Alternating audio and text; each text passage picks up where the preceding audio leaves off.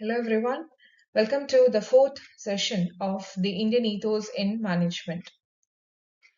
In this video, we are going to move to the second module, that is Philosophical Foundations, applying the Bhagavad Gita and ancient logic to the boardroom. In this video in particular, we are going to see the concepts like Purusharthas or the four goals in life. We will also be looking at Artha with Dharma. And finally, we'll be talking about the Yajna spirit. So let us look into the philosophical foundations of business.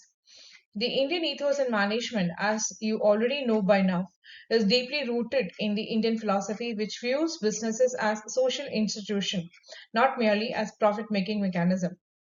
Unlike purely economic models, Indian philosophy integrates ethics, responsibility, and social harmony into business decision making.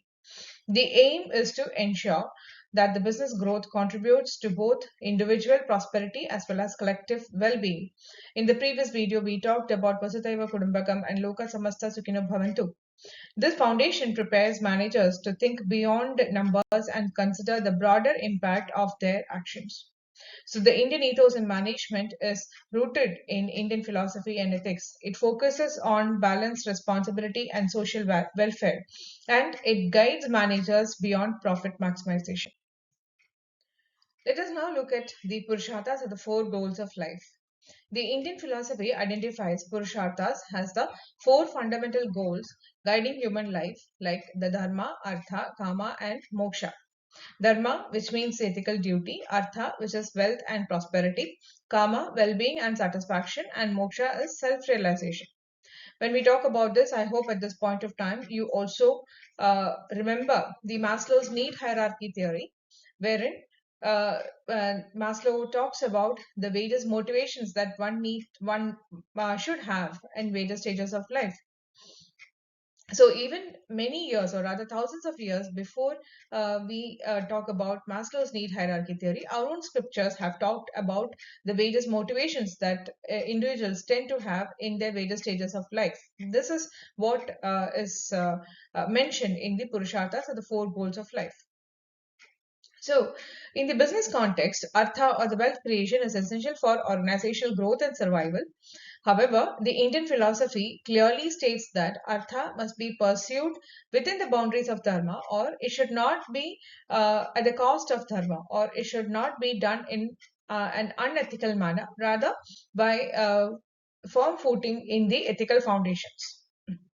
So, this framework ensures that economic activities remain morally grounded and societally accepted. So, how can organizations focus on building Artha with Dharma? So, wealth creation is not discouraged in Indian thought, rather, it is encouraged when aligned with ethical principles. We know that wealth creation is necessary. Every organization has to survive. In order to survive, it needs profit, or but it should be guided by ethics, or the economic decisions should be guided by ethical standards. Profits without values leads to instability. That is what is the Indian concept. So managers are expected to balance profitability with fairness, transparency, and responsibility. Decisions relating to pricing, wages, marketing, governance should be ethically justified and not merely legally permissible. So managers are encouraged to generate wealth, but not at the cost of ethics. This balance helps organizations achieve sustainable success rather than short-term gains. So now let us look at the consequences of ignoring dharma. When businesses prioritize artha without dharma, the consequences are often severe. It can lead to corporate frauds and scandals. Second, it can lead to loss of trust and reputation. And third, the short-term gains can lead to long-term failures. So Indian philosophy warns that unethical wealth accumulation eventually leads to organizational collapse and social harm. Reputational damage, legal penalties, stakeholder distrust are some of the common outcomes that you can see when you ignore dharma. Ethical compromise is costly in the long run. That is what is the Indian philosophy says when you ignore dharma in order to focus on artha.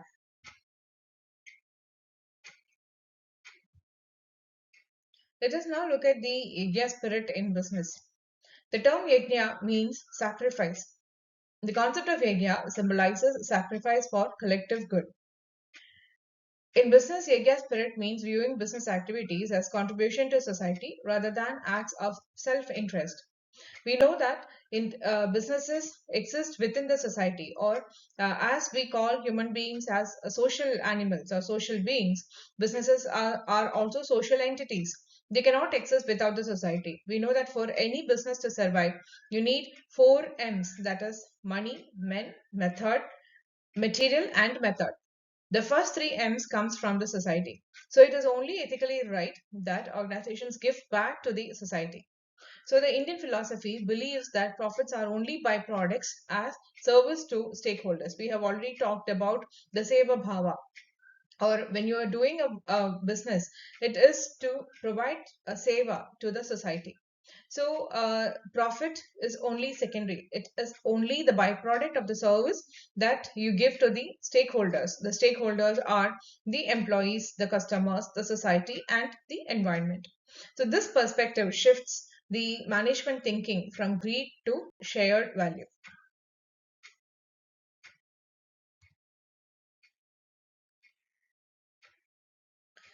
Now, what is the relevance of Yajna spirit in today's parlance? The Yajna spirit is highly relevant in today's business environment where stakeholders expect ethical behavior, sustainability, and social responsibility. Modern concepts like CSR, ESG, stakeholder capitalism all closely aligns to this ancient idea. Businesses that embrace Yajna spirit earns trust, legitimacy, and long-term loyalty, ensuring both economic and social sustainability.